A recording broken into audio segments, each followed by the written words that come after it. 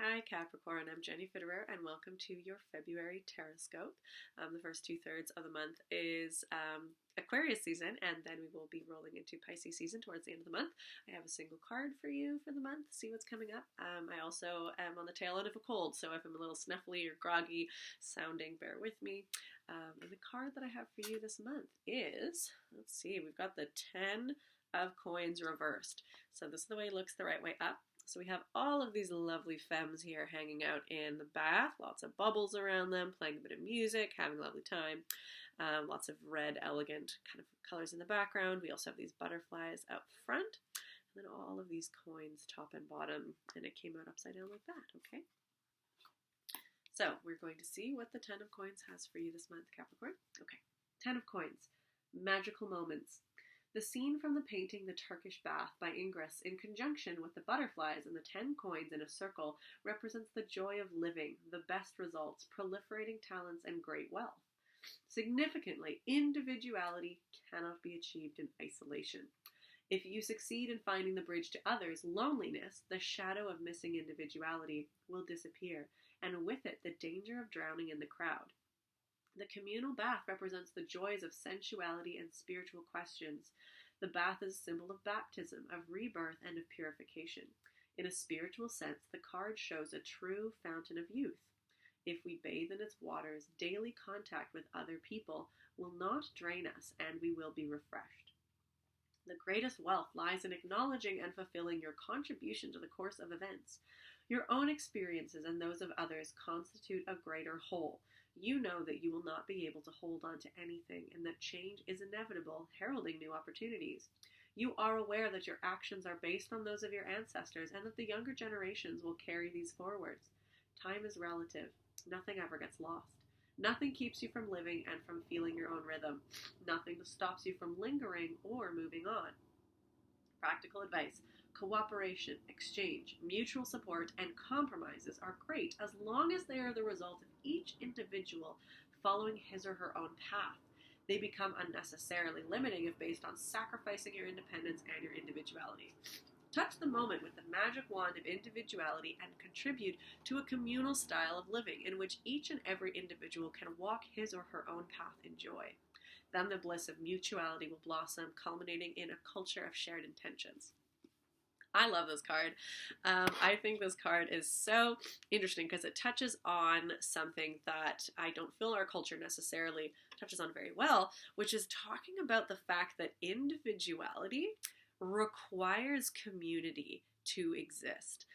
Individuality, it's like this, which feels so paradoxical because so many times people talk about being an individual as in being by yourself, stand alone, stand out from the crowd. You know, if you want to be yourself, cut out other people that might tell you otherwise and go your own way. It's like this highlighting of the individual, rising above community as being more ideal. Certainly in our kind of Western individualist culture, where, yeah, it's like this whole, the community falls away so the individual can rise out, which carries with it this extreme loneliness, this disconnect, this feeling, and then that feeling of the fact that you think that individuality and community are pitted against each other, that if I'm in community, I have to sort of dissolve my own individual needs and I have to, kind of become the desires of other people and martyr myself, etc. Or in order to be an individual, I then have to sacrifice the community, don't care about what they think, and then I'm very alone and I don't get this community support. So it's like this, you can't have them together, it's one or the other. And this card is really suggesting that that's not the case. That in fact, the place where individuals can flourish the most and experience what it is that they are here to contribute to the world and experience and find for themselves is in the context of community, and that it becomes this reciprocal feedback loop where a healthy community fosters the not just the physical resources that we need in order to survive, but also the social support and the love, but also the other individuals in which you can not like compare as in I'm better than you, but how do you find out your individual needs? Well, part of that is in contrast to others, to say, oh, there are other beings around and I am not them. I am different than them. How am I different than them? I have these values which are different. This person has these values. And so what they want to achieve is this, and what I want to achieve is this. And if I was all by myself, how would I even know how to define myself? A lot of the time we do define ourselves based on knowing the borders between what we are and what we are not. So, and how do we do that if we don't have other people to kind of look at? It's not the comparison, I'm better than you, you're different, therefore you're worse. But it is, how do I know what I want?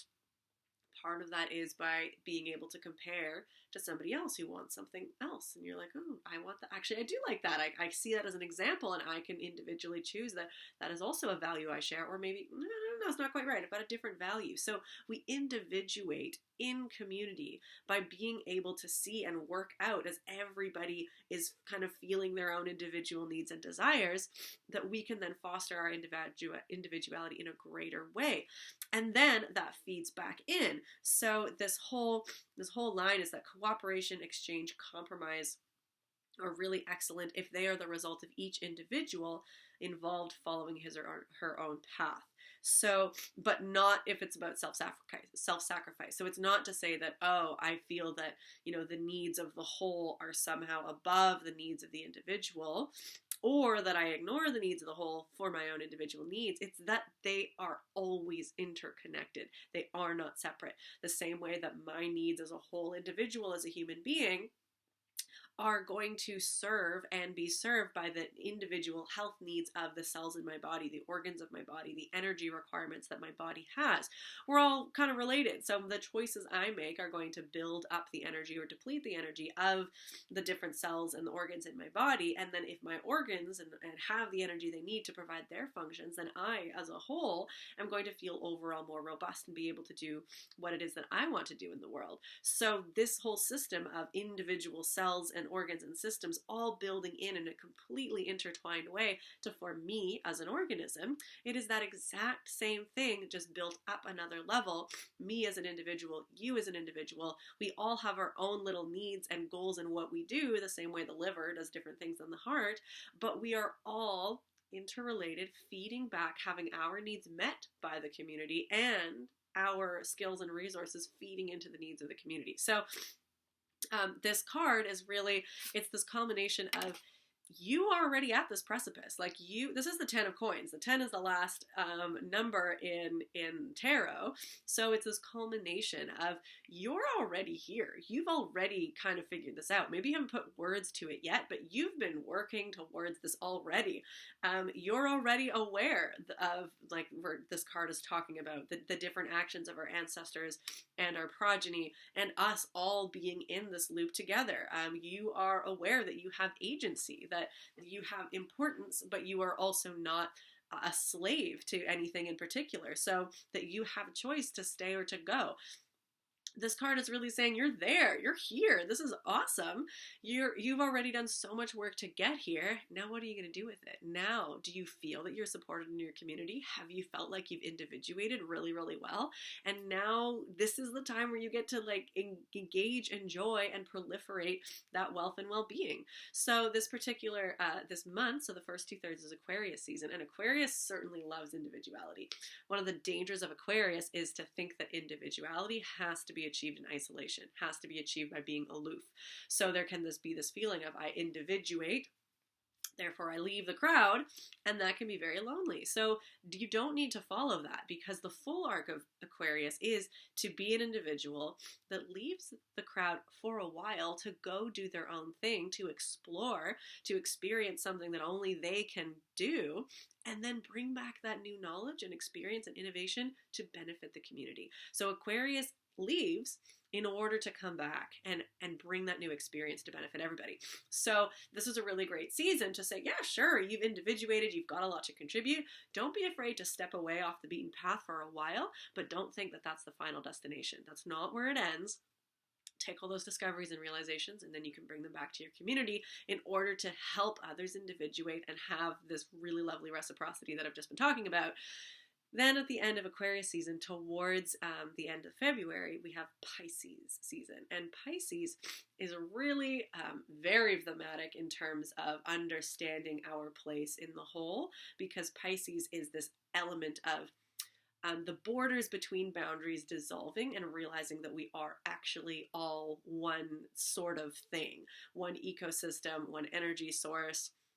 It's the same way as if my cells, were to realize, oh, we aren't just neighbors, we are all participating in the one organism of Jenny. And we as individuals can say, oh, we aren't just neighbors, we are distinct. There are still walls between us. We are individuals, we have our own agency, but we are participating in something that connects us, that maybe we can't see the whole picture of, but we are integral and a part of it. How exciting to be both individual and always ultimately belonging together. So that's what Pisces season is really going to help us unlock. We individuate in Aquarius, make some discoveries and innovations, come back to the community, and in Pisces season realize that we are this interesting paradox of individual and collective all together. So that's what this month is going to be for you, Capricorn. Really, really exciting. Really exciting that you've done so much work and that you're really going to get to see a payoff, not just for you, not just in isolation or lonely success, but really seeing how that just feeds back to the whole system so healthily. I'm super stoked for you, Capricorn. This feels like it's going to be a great month. If you would like a little bit more assistance, the Aquarius season pay which you can forecast is up and available on my YouTube channel.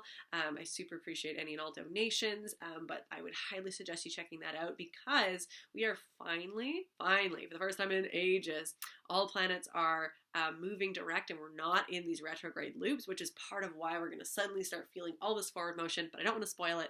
Go check that out, because there's a lot more assistance for you to understand those energies that are at play to really take the most of this delicious Turkish bath situation that's coming your way.